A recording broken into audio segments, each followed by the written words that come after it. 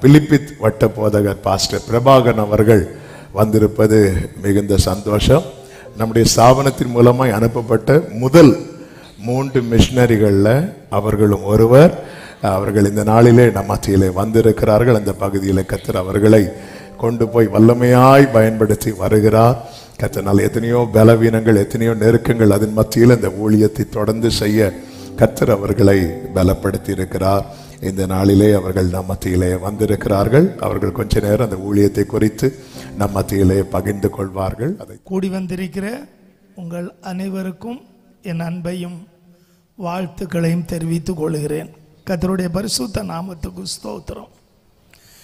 பிரியமானவர்களே, கர்த்தர் நம்முடைய ஸ்தாபனத்தின் மூலமாக வட இந்திய பிரதேசங்களிலே செய்த காரியங்களை குறித்து சற்று நேரம் சாட்சி சொல்ல நான் வந்திருக்கிறேன்.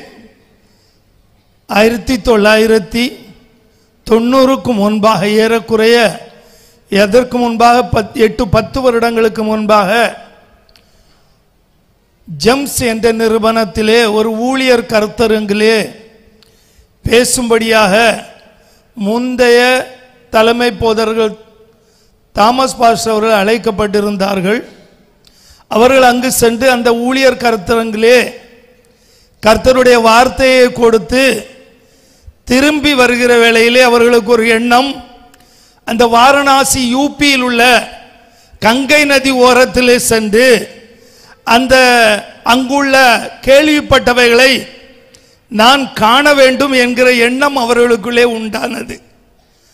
அவர்கள் அங்கிருந்து புறப்பட்டு வாரணாசி என்ற பட்டணத்தில் இருந்து ராம்நகர் என்ற இடம், அங்கே ஒரு கங்கை நதி ஓரம், அங்கேதான் அவர்கள் சென்றார்கள்.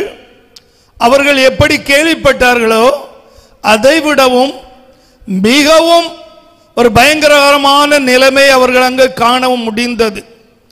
அந்த கங்கை ஓரத்திலே அநேக ஜனங்கள் அங்கே போய் குளித்து அங்கேயே மரித்தால் பரலோகம் சென்று விடலாம் என்று வயதானவர்களை உடைய குடும்பத்தார் அந்த கங்கை நதி ஓரத்திலே கொண்டு விட்டு போய் விடுவார்கள். அங்கே மரித்தால் பரலோகம் செல்லலாம் என்று காத்து கொண்டிருக்கிற அந்த உள்ளங்கள், அந்த ஜனங்கள், அது மட்டுமல்லாமல் அவர் கண்ட காட்சி என்ன என்று சொன்னால், அந்த கங்கை நதி ஓரத்திலே மரித்தவர்கள் வந்து உட்கார்ந்திருக்கிறவர்களும் மரிக்கிறவர்களையும் கொண்டு வருகிறார்கள். அங்கே நெருப்பை விற்கிறவர்கள் உண்டு, அது புதிய நெருப்பு என்று சொல்வார்கள். அதை வாங்கித்தான் எரிக்க வேண்டும், அதற்கு ஒரு விலை கொடுக்க வேண்டும். வருகிறவர்களுடைய தகுதிக்கு தக்கதாக அவர்கள் பணம் கேட்பார்கள். அப்படி அவர்களை எரித்தது, அநேகரை எரிக்காமலும் அப்படியே ஆற்றிலே தூக்கி விடுவார்கள். நானும் கண்ணாலே கண்டதை சொல்லுகிறேன். அப்படி அவர்கள் பார்த்து அந்த இருண்ட பிரதேசத்தை, அந்த ஜனங்களுடைய இருண்ட நிலைமையை, வெளிச்சமில்லாத ஒரு அந்த முகங்களை கண்டபோது அவருடைய மனது, இருதயம் குற்றப்பட்டது, நொறுக்கப்பட்டது. அவர் மிகவும் பாரத்துடன் அங்கிருந்தே ஜெபித்து கொண்டு, அந்த இடத்தில் நின்று ஜெபித்து கொண்டு அங்கிருந்து புறப்பட்டு கன்னியாகுமரி வந்து சேர்ந்தார்கள். பிரியமானவர்களே, அந்த நாள் முதல் கொண்டு அவர் எப்படியாவது அந்த வட இந்திய உத்தர பிரதேசத்திலே நமக்கு ஒரு ஊழியத்தை துவங்க வேண்டும் என்று பல வருடங்களாக ஜெபித்து கொண்டு, ஒரு நாள் 1990 செப்டம்பர் மாசத்து 1990 செப்டம்பர் மாசம் நெய்யூர் கன்வென்ஷன் முதல் நாள் அங்கே பகல் கூட்டத்திலே நாங்கள் இப்படி வட இந்தியாவிலே ஊழியம் ஆரம்பிக்க போகிறோம். பிலிப்பித்து பட்டணத்திலே முதலில் 3 பேரை அனுப்புவோம் என்று சொல்லி முதல் 3 பேரை தெரிந்தெடுத்தார்கள். அதில் முதலாக எழும்பியவர் பாஸ்டர் பாளையன். அதன் பிறகு பாஸ்டர் கிறிஸ்டோபர் என்பவர் அங்கே அவர்களும் அந்த ஊழியத்துக்காக ஒப்பு கொடுத்தார்கள். அதன் பிறகு என்னுடைய மனசிலும் ஒரு எண்ணம் முன்பே இப்படி வட இந்தியாவுக்கு அனுப்புகிறார்கள் என்று சொன்னபோது, நான் கர்த்தர் நம்மளையும் கொண்டு போனால் செல்லலாம் என்கிறதான ஒரு எண்ணம் எனக்குள்ளே இருந்தது. உண்மையிலே சொல்ல போனால் எனக்குள்ள அந்த தகுதி கிடையாது, என்னை எடுப்பார்களா என்கிற ஒரு எண்ணத்தோடு நான் அந்த இடத்திலிருந்து ஜெபித்துக் கொண்டு இருந்தேன். 2 பேர்கள் எழுந்து விட்டார்கள். பாஸ் அவர்கள் சொல்லிக் கொண்டிருக்கிறார் என்று 3வது ஆள் யார் யார் என்று சொல்லிக் கொண்டிருக்கிறார்கள். யாரும் எழும்பவில்லை. அப்பொழுது எனது மனசில் நான் ஜெபித்துக் கொண்டிருக்கிறேன், ஆண்டவரே நீர் என்னை அனுப்ப சித்தமாயிருந்தால் இன்னொரு 5 நிமிடம் நான் எழுந்திருக்க மாட்டேன். இந்த 5 நிமிடமும் யாரும் எழுந்திருக்கவில்லை என்று சொன்னால் நான் எழுந்திருப்பேன். அப்ப எனக்கு ஒரு உறுதி, என்னை தான் அனுப்புகிறேன் என்று. அல்லேலூயா. கர்த்தருடைய பரிசுத்த நாமத்துக்கு ஸ்தோத்திரம். 5 நிமிடம் பாஸ்டர் சொல்லிக் கொண்டே இருக்கிறார், ஒருவரும் எந்திருக்கவில்லை. 5 நிமிடம் கழிந்த பிறகு நான் எழுந்து நின்றேன். கர்த்தருடைய பரிசுத்த நாமத்துக்கு ஸ்தோத்திரம். அதன் பிறகு உள்ள ஒரு சம்பவத்தை சொல்லுகிறேன். மாலை கன்வென்ஷன் கூட்டம், அதற்கும் உள்ளாக பகல் கூட்டம் முடிந்தது. சாப்பிட்டு மாலை கூட்டத்துக்குள்ளாக போகணும். அதற்குள்ளாக சத்ருவான என்னை தடை பண்ண ஒருவர் மூலமாக என்னிடத்தில் வந்த சொன்ன காரியம் என்னன்னு சொன்னால், நீ மாமிசத்தில் ஒப்பு கொடுத்து விட்டாய். அப்பொழுது நான் கொல்லங்கோடு என்ற இடத்துல ஊழியம் செய்து கொண்டிருந்தேன். மாமிசத்தில் ஒப்பு கொடுத்து விட்டாய், உனக்கு குடும்பம் உண்டு, சபை உண்டு, விசுவாசிகள் உண்டு, உனக்கு பாஷை தெரியாது, அங்குள்ள சூழ்நிலைகள் தெரியாது, நீ மாமிசத்தில் ஒப்பு கொடுத்து விட்டாய் என்று சொல்லி அவர் போய்விட்டார். அதாவது ஒரு கண்ணாடியை தூக்கி தரையில போடும்போது எப்படி சுக்குநூறா உடையுமோ, என்னுடைய உள்ளம் உடைக்கப்பட்டேன். பாஸ்டர் இடத்துல போய் சொல்லி, பாஸ்டர் வேற யாராவது அனுப்புங்க, நான் போகலன்னு சொல்லதுக்கும் பயம், போகிறதுக்கும் பயம். அப்படி பயந்து கொண்டிருந்த அந்த ராத்திரியிலே படுக்கும் பொழுது என்னோடு 2 ஊழியர்களை சேர்த்து நாங்கள் 3 பேருமாக நாம் ஜெபிப்போம். என்னுடைய மனநிலையை, சூழ்நிலையை அவர்களுக்கு சொன்னேன். 3 பேரும் ஜெபித்து விட்டு படுத்தோம். ராத்திரி ஏறக்குறைய நான் நினைக்கிறேன் அன்று இரவு 12லிருந்து 1 மணி இந்த நேரத்துக்குள்ளாக ஒரு பயங்கரமான சத்தம், நான் உன்னை அனுப்புகிறேன், நீ போ. நான் பயந்து எழுந்து உட்கார்ந்தேன். என்னுடைய மனதில் எப்படி கலங்கி இருந்தனோ அந்த கலக்கமெல்லாம் மாறி ஒரு சமாதானம் உண்டானது. முன்பு அனுப்புவதற்காக ஒப்புக்கொண்டார்கள். மார்ச் மாசத்திலே அந்த 27ஆம் தேதியிலே எங்கள் 3 பேரையும் கூட்டு காட்டாத்தூரில் ஒரு மீட்டிங் நடந்தது. அதிலே நமது பாஸ்டர் ஜாய்சன் பாஸ்டர் அவர்கள் என்னுடைய ஆவிக்குரிய தகப்பன் என்று சொல்லுவேன். ஏனென்று சொன்னால், நான் வட இந்தியாவில் இருக்கும் பொழுது ஏதாவது வசனத்துக்கு விளக்கம் தெரியவில்லை என்று சொன்னால் பாஸ்டர் அவர்களுக்கு தான் போன் பண்ணுவேன். உடனே இப்ப சொல்றேன்னு சொல்லி நல்ல ஒரு அருமையான விளக்கத்தை தருவார்கள்.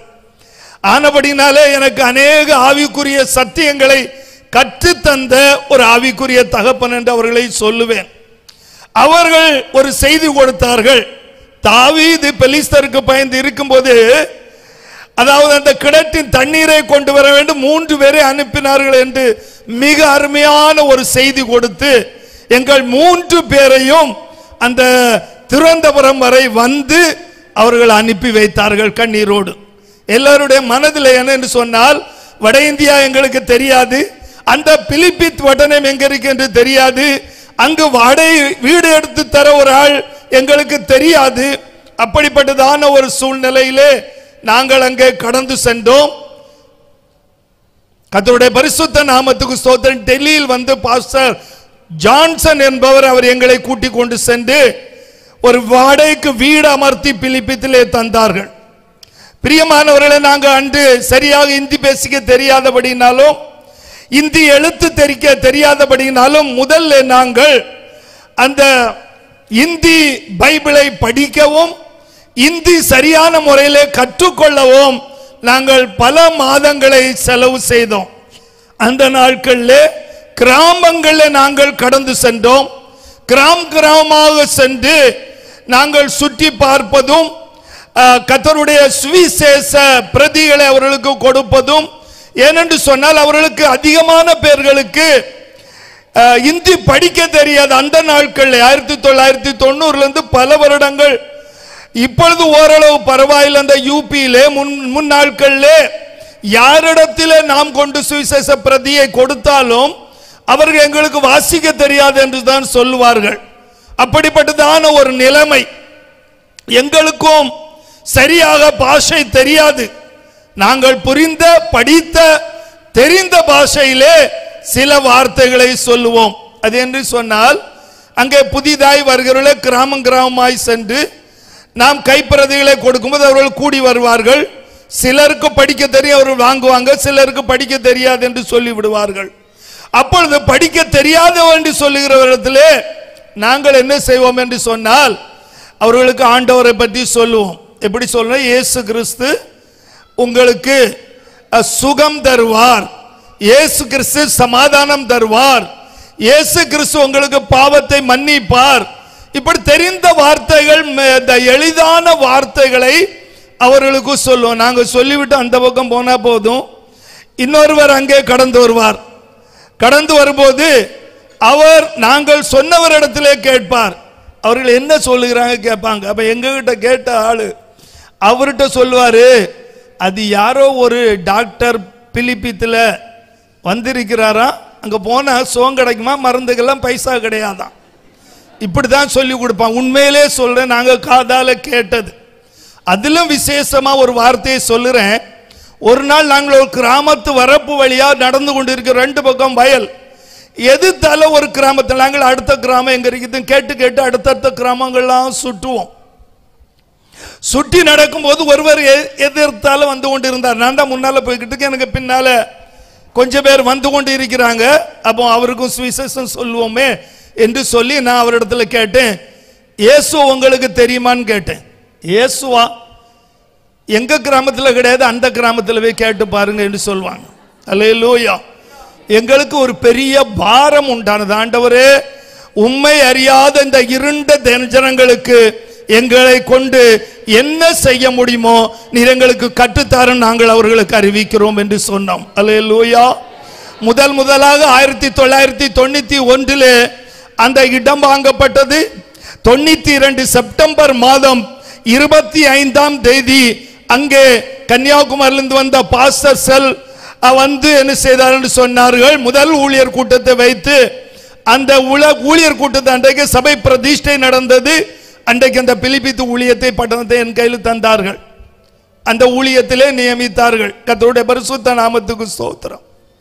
அதன் பிறகு நாம் அடுத்த மாவட்டத்திலே கால் வைத்தோம். அடுத்த மாவட்டம், இரண்டாவது மாவட்டம் மயிலானி என்கிறது 92 ஆரம்பித்தோம். அதன் பிறகு பன்பஸ் ஆரம்பித்தோம். இவையெல்லாம் அடுத்த மாவட்டங்கள். அடுத்தபடியாக பன்பசா உத்தராகண்ட் மாநிலம், அடுத்தபடியாக பிலிப்பித்திலே பூரன்பூர், பீசல்பூர், மயிலானி, நியூரியா, சூரஜ்பூர், இப்படி ஒவ்வொரு சிட்டிகளிலும் கிராமங்களும் ஊழியத்தை தொடங்கினோம். இந்த நாளிலே கர்த்தருடைய கிருபையினாலே பிலிப்பித்தில் மட்டும் 12 ஊழியங்களை கர்த்தர் தந்திருக்கிறார். பிலிப்பித்தை சுற்றிலும் 12 ஊழியங்கள், 10 ஊழியர்கள், 10 ஆலயங்களை கர்த்தர் கட்டி தந்திருக்கிறார். ஹல்லேலூயா. 2 ஊழியங்களிலே ஆலயம் இல்லை, ஊழியர்கள் போய் நடத்தி வந்து கொண்டு இருக்கிறார்கள்.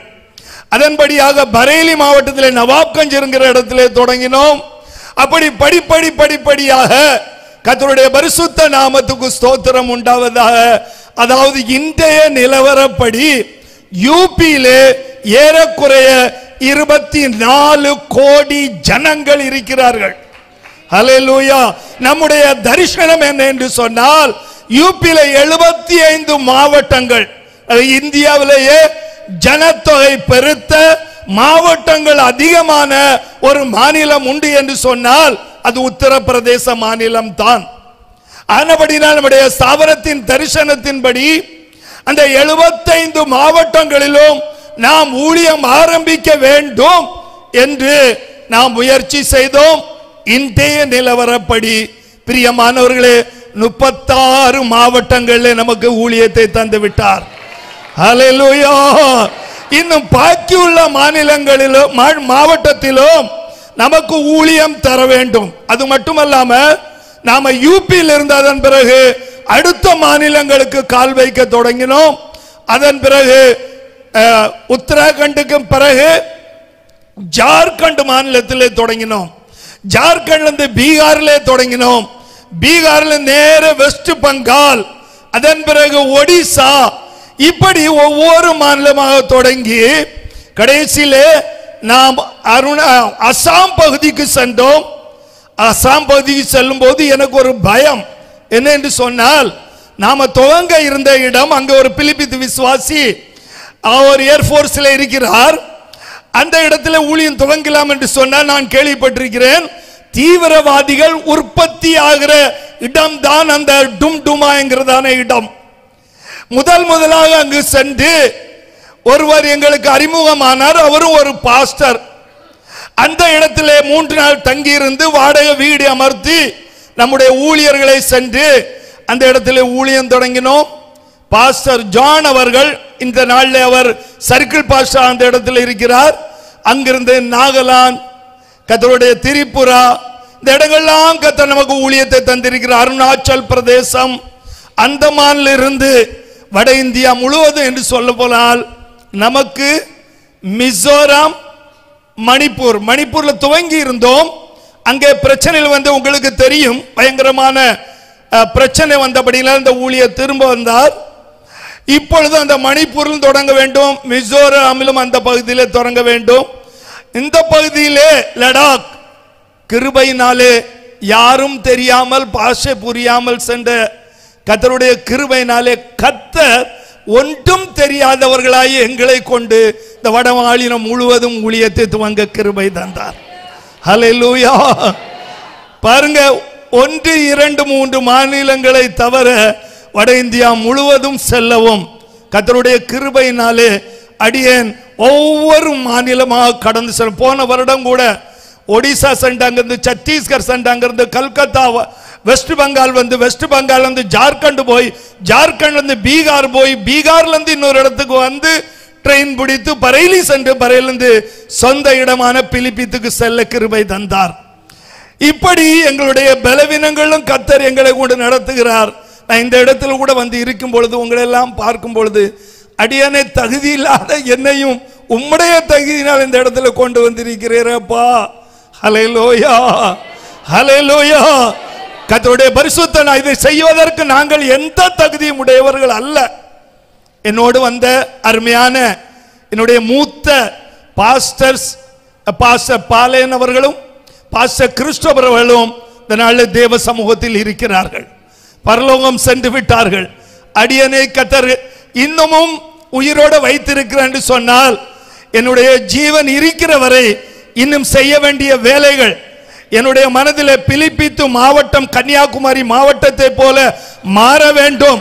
12 ஊழியம் மட்டுமல்ல, இன்னும் அநேக ஊழியர்கள் எழும்ப வேண்டும். கிராமங்கள் கர்த்தரை ஆராதிக்க வேண்டும். ஹல்லேலூயா.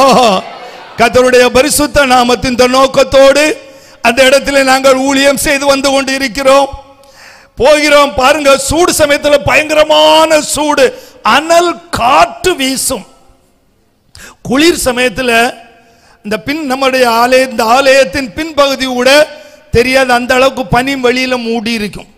ஆனால் உண்மையிலே சொல்லுறேன், நாங்கள் கடுமையான சூடு சமயம்னாலும் சரி, கடுமையான பனி சமயமா இருந்தாலும் சரி, நாங்கள் ஒவ்வொரு வாரத்துக்கு ஒரு நாள் சுவிசேஷம் அறிவிக்க சைக்கிளில் சென்று விடுவோம். ஏறக்குறைய 15 கிலோமீட்டர் வரை செல்வோம். சுற்றில் ஒவ்வொரு மத்தியான நேரத்திலே சாப்பாடு தண்ணி எல்லாரும் கொண்டு போயிருப்போம். ஒரு மரத்தடியில் உட்கார்ந்து சாப்பிட்டு விட்டு ஏறக்குறைய ஒரு அரை மணி நேரம் ரெஸ்ட் எடுத்து விட்டு மாலை 6 மணி வரை சுற்றி நடப்போம், திரும்பி வருவோம். ஹல்லேலூயா. உண்மையிலே சொல்ற, அப்படி சுற்றி நடந்தோம். அன்றைக்கு நாங்கள் அந்த பிலிப்பித்தில் கடந்து செல்லும் பொழுது நாங்கள் வெள்ளையெல்லாம் போட்டுட்டு அங்கே நடப்போம். பாருங்க, என்னடா இது, ஒரு 3 மூர்த்திகள் இங்கே வந்து சுத்தி திரிகிறாங்களே, எங்க இருந்து வந்தாங்க, இவளுக்கு பாசையும் தெரியலையே, ஒன்றும் தெரியலையேனோ புதிதாய் பார்ப்பார்கள். உண்மையிலே சொல்றேன், இன்றைக்கு நாங்கள் அங்கே புதியவர்கள் அல்ல, எங்களை அறியாதவர்கள் அங்கே கிடையாது. ஹல்லேலூயா. அன்று இயேசு என்றால் யார் என்று சொன்னார்கள், இன்று இயேசுவை பற்றி கேட்டால் அவரே தெரியும் என்று சொல்லுகிறார்கள். ஹல்லேலூயா. இப்படியாக இந்த வட இந்திய பிரதேசங்களில் நம்முடைய சபையை கட்டி எழுப்பி கர்த்தர் ஆசீர்வதித்து கடந்து வருகிறோம். கர்த்தருடைய நாமத்தின் நிமித்தமாக உண்மையிலே சொல்லுகிற இப்படி நம்முடைய சபைகள் வளர்ந்து வருகிற நேரத்திலே தான் கர்த்தருடைய பரிசுத்த நாமத்துக்கு ஸ்தோத்திரம் உண்டாவதாக. அங்கே நாங்கள் பார்த்த அந்த தொடக்க காலத்திலே இந்த 15 கிலோமீட்டர் கிராமமா சொச்சினாலும் தொடக்க நாட்கள் சொல்லுறேன், ஒரு கிராமத்தில் கூட மின்சார வசதி நாங்க பார்த்ததில்லை. சிட்டியை விட்டு ஒரு கிராமத்தில் கூட அந்த ரோடு, நம்ம குல்தார் ரோடு இருக்கு பார்த்தீங்களா, அது கிடையாது.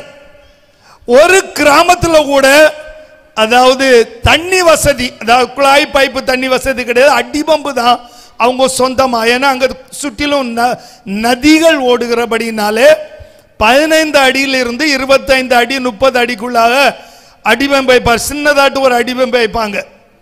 கர்த்தருடைய பரிசுத்த நாம அந்த தண்ணியை வைத்து தான் அவங்க சாப்பிடுறதெல்லாம். சுகாதாரம் கிடையாது. அப்படிப்பட்ட ஒரு நாட்கள்ல நாங்கள் நடந்து சென்று கிராமமாக ஊழியம் செய்தோம். கர்த்தருடைய கிருபையினாலே இன்றைக்கு கர்த்தர் அந்த இடங்களில் எல்லாம் மின்சார வசதிகள், ரோடு, போக்குவரத்து வசதிகளை ஏற்படுத்தி கொடுத்து இருக்கிறார். அது மட்டுமல்ல, அந்த ஜனங்கள் அறிவை அடைய வேண்டும் என்கிறதுக்காக நம்முடைய பிலிப்பீத்திலே நாம் இப்பொழுது 2 ஏக்கர் நிலம் ஸ்தாபனத்தின் மூலமாக வாங்கப்பட்டிருக்கிறது. அங்கே நமக்கு ஒரு ஷைன் இங்கிலீஷ் மீடியம் ஆரம்பித்திருக்கிறோம். 8ஆம் வகுப்பு வரை அங்கே இருக்கிறது. அந்த 8ஆம் வகுப்பு வரை உள்ளதில் ஏறக்குறை தற்பொழுது 450 500 பிள்ளைகள் நம்முடைய ஸ்கூல்லே படிக்கிறார்கள். அவர்கள் கல்வி அறிவை கற்றுக்கொள்கிறார்கள். கர்த்தருடைய பரிசுத்த நாமத்துக்கு ஸ்தோத்திரம். என்று சொன்னால் அவர்கள் படிக்காதபடியினாலே, கல்வியறி இல்லாத நாட்களினாலே ஆண்டவரை பற்றதான அறிவு இல்லை. இப்பொழுது கர்த்தரை அறியும் அறிவிலே அவர்கள் வளர்ந்து கொண்டு வருகிறார்கள். நாம் 1990 பார்த்தது போல பிலிப்பீத் பட்டணமும் பிலிப்பீத்தை சுற்றியிருக்கிற கிராமங்கள் இல்லை. கர்த்தர் ஆசீர்வதித்து இருக்கிறார். ஹல்லேலூயா, ஹல்லேலூயா. கர்த்தருடைய பரிசுத்த நாமத்துக்கு ஸ்தோத்திரம் உண்டாவதாக.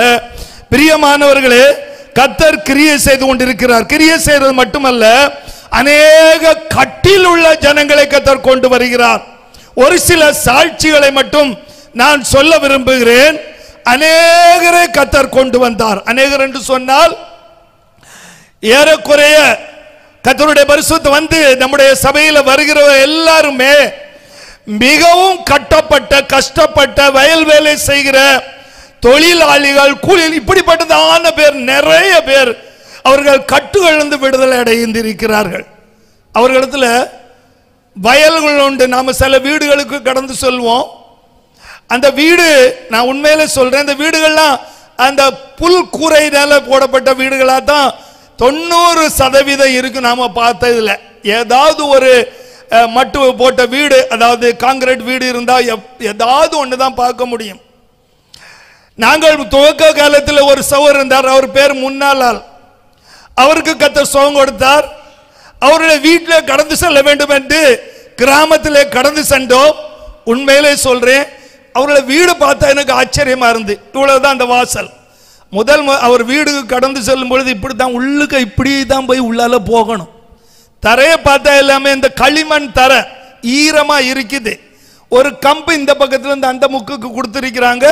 அதுல தான் அவங்களுடைய ட்ரெஸ், அவங்களுடைய ரஜா, எல்லா சாமானும் போட்டு வச்சிருக்கிறாங்க. உங்களுக்கு வயலே கிடையாதான்னு கேட்டா 3 ஏக்கர் வயல் இருக்குன்னு சொல்றாங்க. அப்பதான் நான் அறிந்து கொண்டேன், எல்லாம் இருக்கிறது, இயேசு இல்லாதபடினாலே ஆசீர்வாதம் இல்லை. அல்லேலூயா. அதுக்கு மேல பேங்க் கடன். கர்த்தருடைய பரிசுத்த நாமத்துக்கு ஆண்டவரை பற்றி சொன்னோம். உண்மையிலே சொல்றேன், ஆண்டவர் அவர்கள் ஏற்றுக்கொண்டார்கள். கர்த்தருடைய நாமத்துக்கு மகிமை உண்டாவதாக. அவர்களை கர்த்தர் ஆசீர்வதித்தார், கடன்களை தீர்த்தார்கள். இன்றைக்கு காங்கிரீட் வீடு கட்டியிருக்கிறார்கள், பிள்ளைகள் படித்திருக்கிறார்கள், வேலை பார்க்கிறார்கள். கர்த்தர் அவர்களை அபரிமிதமாக ஆசீர்வதித்திருக்கிறார். ஆண்டவரை அறியாத வரை அவர்களுக்கு ஆசீர்வாதமே இல்லாமல் இருந்தது. பிரியமானவர்களே, ஹல்லேலூயா. இப்படி எத்தனையோ குடும்பங்களை சொல்ல வேண்டும். ஒரு குடும்பம் வந்தது. அந்த சகோதரி பிசாசினால் பிடிக்கப்பட்ட ஒரு சகோதரி, பைத்தியம். அதுக்கு நான் என்ன செய்யறேன்னே தெரியாது. செங்கல் எடுத்துட்டு தன்னுடைய கணவனை அடிக்க ஓடும். வஸ்திரம் உடுக்க தெரியாது, செயின் போட்டு அதனால அந்த சங்கிலி போட்டு கட்டி வைத்திருந்தார்கள். சங்கிலி அவிழ்க்க முடியாது, தானாக சாப்பிட தெரியாது. அவருடைய மகள் ஒரு சின்ன பிள்ளை தான் உண்டு, அந்த பிள்ளை தான் அதுக்கு ஆகாரம் கொடுக்கும். அவர்கள் ஒரு நாள் சர்ச்சுக்கு கொண்டு வரப்பட்டார்கள்.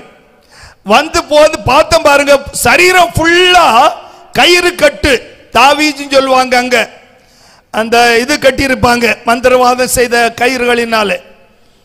கொண்டு வந்து எல்லாவற்றையும் அவிக்க சொல்லி ஜெபம் பண்ண பிறகு முதல் நாள் அங்கேயே சாப்பாடு கொடுத்தோம்.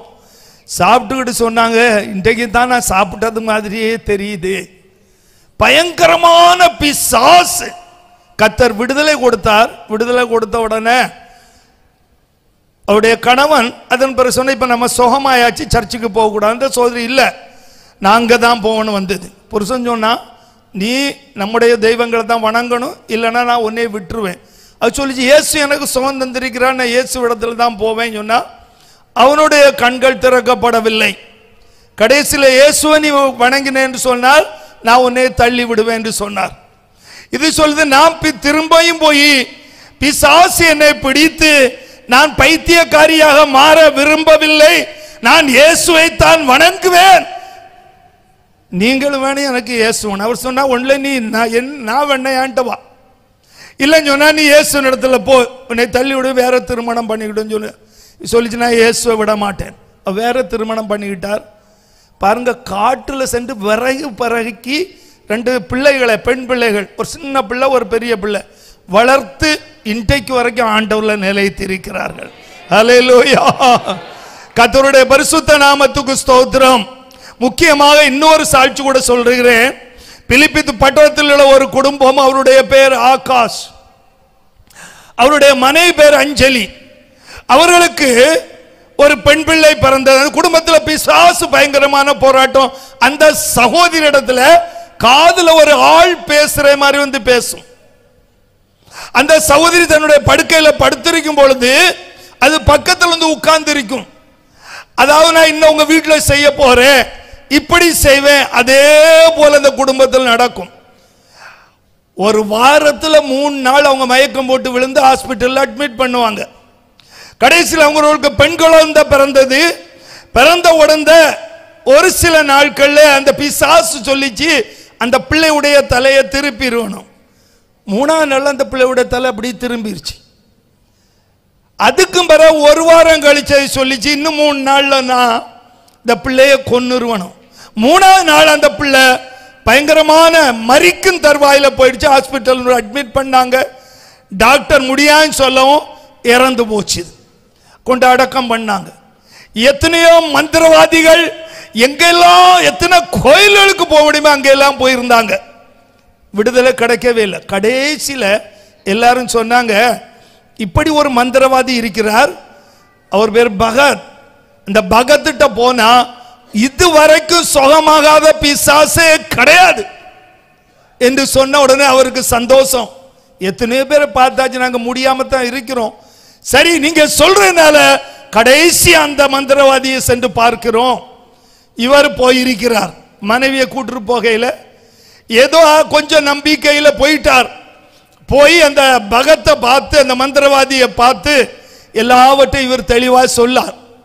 சொன்ன சமயத்தில் அவர் சொன்ன மந்திரங்கள்லாம் போட்டவர் ஒரு கயிறை கட்டி, அதுல என்ன இல்லாம கட்டி இதை கொண்டு கட்டுன, அப்பதான் பிசாசு சோமாயிரும். அவர் அங்கிருந்து வாங்கிட்டு வீட்டுக்கு வரக்கு முன்னாலேயே அந்த பிசாசு அந்த மனைவி இடத்துல சொல்லிச்சு, நீ அந்த கயிறை கட்டாத, கட்டுனா அந்த பகத்தை நான் கொன்னு போடுவேன்.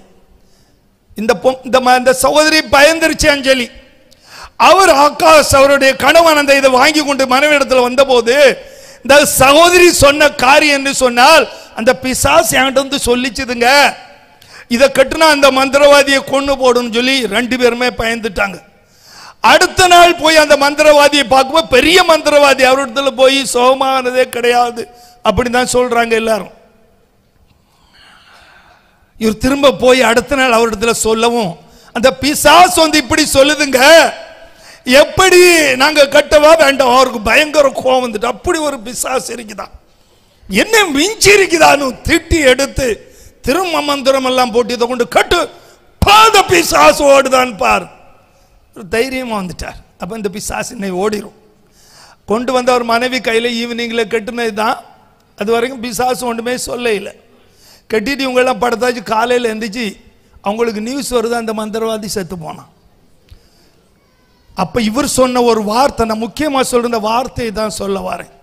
இவர் சொன்னார், நாங்க எத்தனையோ தெய்வங்களை பார்த்தாச்சுது, எத்தனையோ கோயில்களுக்கு போயாச்சுது, எத்தனையோ மந்திரவாதிகளையும் பார்த்தாச்சுது. இப்பதான் எனக்கு புரியுது, எல்லா தெய்வங்களையும் ஆண்டவரையும் விட பிசாசு தான் வல்லமை உள்ளமை. நம்ம தப்பவே முடியாது, என்ன வந்தாலும் சரி இப்படியே இருப்போம் அப்படின்னு விட்டுட்டார். அந்த சமயத்தில் தான் ஆண்டவரை பற்றி கேள்விப்பட்டு என்னுடைய பிலிபிதில் சர்ச்சில் கொண்டு வந்தாங்க. வந்து அவர்கிட்ட என்ற சொன்ன காரியம் என்ன சொன்னா, என்னிடத்துல இப்படியெல்லாம் போனோம், இந்த மனைவிக்கு மந்திரவாதம் கட்டி ஜெபித்து தந்தா இந்த மந்திரவாதியே செத்து போனா, நீங்க ஜெபம் பண்ணுவீங்களா? ஹல்லேலூயா. நான் சொன்ன வார்த்தை, நான் ஒன்றுமே இல்லை, ஆனால் எங்கள் இயேசுவுக்கு முன்பாக எந்த பிசாசு நிற்க முடியாது. ஹல்லேலூயா. அவர் பெரியவர், நான் ஒன்றும் செய்ய முடியாது. இயேசுவை பற்றி சொன்னோம், ஜெபித்தோம். ஒரு சில வாரங்களுக்குள்ளாக அந்த பிசாசுனுடைய கட்டு அறுபட்டு அறுபட்டு அறுபட்டு விடுதலை அடைந்தார்கள். இன்றைக்கு 2 வயதில் ஓடி ஆடி விளையாடுகிற ஒரு அருமையான பெண் பிள்ளையை கர்த்தர் கொடுத்திருக்கிறார். ஹல்லேலூயா. கர்த்தருடைய பரிசுத்த நாமத்துக்கு ஸ்தோத்திரம். பிரியமானவர்களே, இப்படி மந்திரவாதிகளால் கைவிட்ட மரித்து போவாய் என்று சொல்லுகிறதான இன்னும் ஒரு குடும்பம் கூட தற்சமயம் அவர்கள் ஞானஸ்தானம் எடுக்கவில்லை.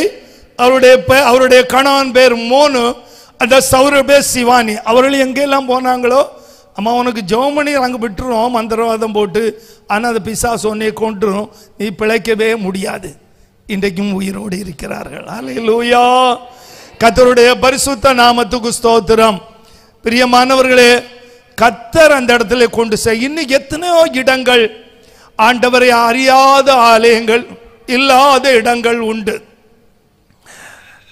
இப்படி நம்முடைய சபைகள் வட இந்தியாவில் விசேஷமாக யூபியிலே வளர்ந்து வருகிற நேரத்தில் 2019 அங்கே அந்த ஒரு மதமாத மாற்ற தடை சட்டத்தை கொண்டு போட்டார்கள்.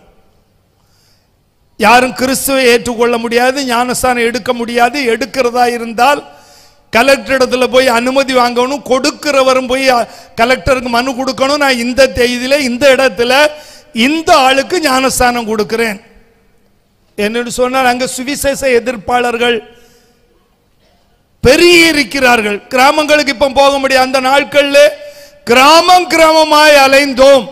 இன்றைக்கு நாங்கள் கிராமங்களுக்குள்ளே போனால் எங்களுக்கு ஜெயிலுக்குள்ள தான் போகணும். நம்முடைய விசுவாசிகளை சொல்றாங்க, கிராமத்தில் சுற்றிலுக்கிற கிராமத்தில் இருந்தெல்லாம் விசுவாசி வருகிறாங்க, போக முடியாது. அப்படிப்பட்டதான ஒரு சூழ்நிலையிலே மதமாற்று தடை சட்டத்தை போட்டார்கள். அதன் பிறகும் ஓரளவுக்கு நாங்கள் ஊழியம் செய்து கொண்டிருந்தோம். ஆனால் இப்பொழுது 2024 திரும்பவும் அந்த சட்டத்தை கடுமையாக்கி இருக்கிறார்கள். 10 வருஷம் ஜெயில். ஒரு ஆளை இயேசுவை சொல்லி அவர் இயேசுவை ஏற்றுக்கொண்டால் 10 வருஷம் ஜெயில். அல்லேலூயா. முன்பு 1 லட்சம் ரூபாய் ஃபைன், இப்ப 10 லட்சம் ரூபாய் ஃபைன். அவரை பிடித்து கொண்டு சென்றால், அதாவது அரசாங்க வக்கீல் ஜாமீன் கொடுக்க கூடாது என்று வாதாடும் போது ஜாமீன் கொடுக்கவே கூடாது. ஏறக்குறைய 400க்கு மேற்பட்ட ஊழியர்கள் யூபியில் மட்டும் இப்பவும் ஜெயிலில் இருக்கிறாங்க. அல்லேலூயா. கர்த்தருடைய பரிசு பிடிக்கிறது மட்டும் இல்லை, அவங்க கூட்டம் நடத்திக்கிட்டு இருக்கும்போது அவங்க மனைவி பிள்ளைகள் இருந்தாலும் எல்லாரையும் சேர்த்து கொண்டு ஜெயிலில் போடுறாங்க. 6 மாதம், 3 மாசத்திலிருந்து 6 மாதம் வரை ஜெயில். கர்த்தருடைய பரிசுத்த நாமத்துக்கு ஸ்தோத்திரம். நீங்க ஜெபிக்கிறீங்க, உங்களுக்கு தெரியும். முன்னால நம்முடைய ஊழியர் சுல்தான்பூர்ல ஊழியர் செய்யறதான பாஸ்டர் சால்பின் அவர் ஷைன் 1 மாதத்துக்கும் சில நாட்கள் கூடுதல் அவர்கள் ஜெயிலில் இருந்து வெளியே வந்தார்கள். வெளியில் வந்ததல்ல நான் சொல்கிறேன், நீங்கள் இன்னும் அதிகமாக ஜெபிக்க வேண்டும். அதாவது அவங்க 1 மாசம் ஒரு சில நாட்களுக்குள்ள வெளியில வந்த உடனே அங்கிருந்த ஒரு பெரிய அதிகாரி சொன்னது என்ன என்று சொன்னால், எப்படி இவ்வளவு சீக்கிரம் நேரத்தில் உங்களுக்கு ஜாமீன் கிடைச்சு வெளியே வந்துட்டாங்க, இப்ப வர்றவங்களை எல்லாம் அதிகாரி சொன்னா போலீஸ் அதிகாரி அவர் குறைந்தது 3 மாசத்துல 6 மாசம் வரை ஜெயிலில் இல்லாம வரவே முடியாது. எப்படி வந்துட்டாங்க இவங்க இவ்வளவு சீக்கிரமா ஜாமீன் கிடைத்து என்று அவங்க ஆச்சரியப்பட்டார். அதற்கு காரணம் என்று சொன்னால் உங்களுடைய ஜெபம். ஹல்லேலூயா. இன்னும் அதிகமாக இந்த வட இந்தியாவில் எங்கள் நெருக்கப்பட்டு இருக்கிற எங்களுக்கு கர்த்தர் இன்னும் வாசலை திறந்து, இப்பொழுது நாங்கள் பார்க்கிறது அடைக்கப்பட்ட வாசலா இருக்கிறோம். அநேக சர்ச்சுகள்ல, அதாவது ஆலயம் இல்லாத இடங்கள்ல, நம்ம யூபியில வட இந்திய பிரதேசத்திலே பாதிக்கும் மேலான சபைகள் வாடகை வீடுகள்ல நடந்து கொண்டிருக்கிறது. வாடகை வீடுகள்ல நடக்கிறதான உத்தர பிரதேசத்துள்ள அனைத்து வாடகை வீடு சபைகளும் ஆராதனை கூடி ஆராதிக்க முடியாது. இப்பொழுது கூடி ஆராதித்து அனைவரும் ஜெயிலில் இருக்கிறாங்க. ஆன்லைன் தான் ஜெபம் நடக்கிறது. ஹல்லேலூயா. இப்படிப்பட்டதான ஒரு நிலையிலே இருக்கிறோம். நம்முடைய சபையிலும் நக்கா என்கிற இடத்தில் உள்ள ஊழியர் பாஸ்டர் ஜெய்சிங், இன்னொரு ஊழியம் நம்முடைய சுல்தான்பூர், இருவர் மேலே கேஸ் நடந்து கொண்டிருக்கிறது. பாஸ்டர் அஜய் ஆக்ரா என்பவர் மேலும் கேஸ் நடந்து கொண்டிருக்கிறது. இவர்கள் ஜாமீன்ல வெளியே தான் இருக்கிறார்கள். ஆனால் அவர்கள் கோர்ட்டுக்கு போய் அந்த கேஸ் எதிர்கொள்ள வேண்டியதா இருக்கிறது. இப்படி நம்முடைய ஊழியங்கள் நெருக்கப்படுவதில் விசாலமாய் கடந்து சென்றோம். இன்றைக்கு செல்லக்கூடிய அளவுக்கு நெருக்கம் உண்டாயிருக்கிறது. ஆனாலும் கர்த்தருடைய ஊழியத்தை விட போகிறது இல்லை. அடைக்கப்பட்ட கதவுகளை திறந்து தருகிற தேவன் ஒருவர் உண்டு என்று விசுவாசித்து நாங்கள் அந்த ஊழியத்தை உற்சாகமாக செய்து வருகிறோம். இன்னொரு காரியம் கூட சொல்றேன். அதாவது நமக்கு வாடகை வீடுகளில் நடந்து கொண்டு இருக்கிற இடத்துல சொந்த இடம் வாங்கி ஆலயம் கட்டினால் ஆராதிக்க முடியும். அவர்கள் சொல்லுகிறது என்று சொன்னால், பாஸ்டர் ரஃபேல் காஜியாபாத்தில், யூபியில் உள்ள காஜியாபாத் என்கிற மாவட்டத்தில் ஊழியம் செய்கிறார்.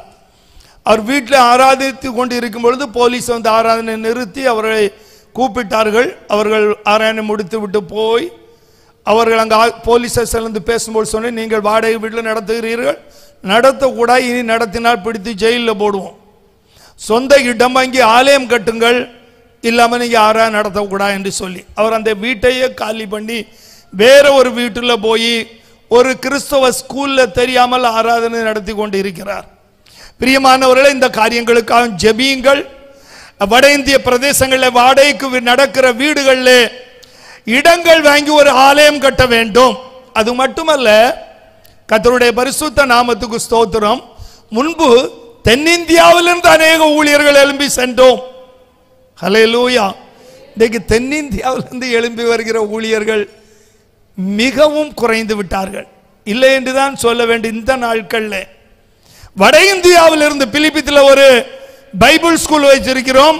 அவர்களுக்கு அருமையாக ட்ரைனிங் கொடுக்கிற எல்லாம் வட இந்தியர்கள் தான் எங்க இடத்துல படிக்கிறது. உண்மையிலே சொல்லுறேன், இன்றைக்கு நமது தமிழ்நாட்டில் உள்ளவர்களை விட அதிகம் வட இந்தியர் தான் நம்முடைய வட இந்திய ஊழியத்தில் இருக்கிறார்கள். லக்கிம்பூர் சர்க்கிள் என்று ஒரு சர்க்கிள், பிலிப்பித்து மாவட்டத்தை சேர்த்து லக்கிம்பூர் இருக்கிறது. 5 ஊழியர்கள் தென்னிந்திய ஊழியர்கள், 12 ஊழியர்கள் வட இந்திய ஊழியர்கள். ஹல்லேலூயா. வட இந்திய ஊழியர்களை எழும்புகிறார்கள் கர்த்தருக்காக ஊழியம் செய்ய. ஒரு நாள்ல நாம சென்றோம், இன்றைக்கு அவர்களையே கர்த்தர் எழுப்பி தருகிறார். ஹல்லேலூயா. என்னுடைய விருப்பம் என்று சொன்னால் தென்னிந்தியாவிலிருந்தும் ஊழியர்கள் எழும்ப வேண்டும், வட இந்தியாவிலிருந்து எழும்ப வேண்டும். நம்முடைய தரிசனம் அலை அலையாக 1000 ஊழியர்கள். 3 பேராய் கடந்து சென்றோம், இன்றைக்கு 190 பேராய் இருக்கிறோம். ஹல்லேலூயா.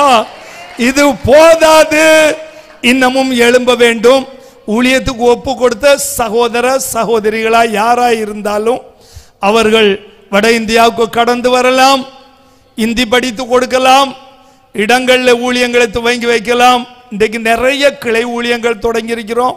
மாவட்ட ரீதியாகவும் மாவட்டத்துக்கு உள்ளேயும் துவங்கி இருக்கிறோம். ஊழியர்கள் தான் இல்லை. ஹல்லேலூயா. கர்த்தருடைய பரிசுத்த நாமத்துக்கு ஸ்தோத்திரம். நிறைய விதைச்சிருக்கிறோம், அறுவடைக்கு ஆட்கள் வேண்டும். அதற்கு அதிகமாக நீங்கள் ஜெபிக்க வேண்டும். கர்த்தருடைய பரிசுத்த இடங்கள் வாங்க ஏவப்பட்டால் கொடுங்கள். அவர்கள் மூலமாய் இடங்கள் வாங்கப்படட்டும், ஊழியங்கள் கட்டப்படட்டும். ஆண்டவரை அறியாதவர்கள் அறிந்து கொண்டிருக்கிறார்கள். கட்டப்பட்டு இருந்தவர்கள், கட்டப்பட்ட கழுதையை போல இறந்தவர்கள் இன்றைக்கு ஆண்டவரை சுமந்து கொண்டு ஊழியர்களாய் ஆண்டவரை அறிவித்து திரிகிறார்கள். அல்லேலூயா, அல்லேலூயா. கர்த்தர் இன்னமும் செய்ய வேண்டும், இன்னமும் நடத்த வேண்டும். கர்த்தருடைய நாமம் அந்த வட இந்திய பிரதேசங்களிலே மகிமைப்பட.